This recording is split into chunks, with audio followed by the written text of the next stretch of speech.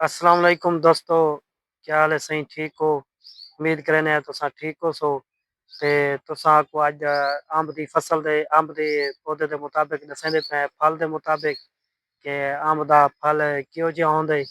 ते तुसां वीडियो आखिर तक देखसो ते तुहाडा चैनल को सब्सक्राइब करेसो, फॉलो करेसो।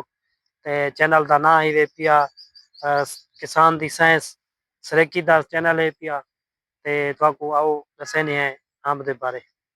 ते दोस्तों अगर तुहाकू दस्सूं असां कि ये अंब है, ये अंब दा फल है, ॾेदे पिया सो तुसां। ये अंब दा फल है, ये बिल्कुल सही सेहतमंद है। अच्छा ते तुहाकू ये दिखे दे पे असां ये दूजा फल ये डिठे वे इको बीमारी लगी हुई है। ते इको डिठे वे ये भी बीमारी लगी हुई है। ये सेहतमंद है तुहाडे सामने है, ये दू जेड़े असां चई खड़े हैं, ये बीमारी लगी हुई है इन्हां को। तां हुण इंदे तुहाकू इलाज दसेंदे पे असां भी इंदा तुसां क्या इलाज करना है।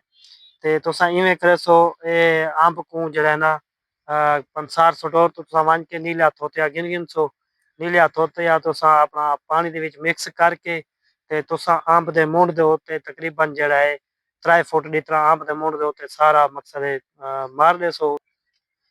ते तुहाकू दस्सेंदे पे अंब दे मुंड दा को उर्दू दे विच तना आखदे न।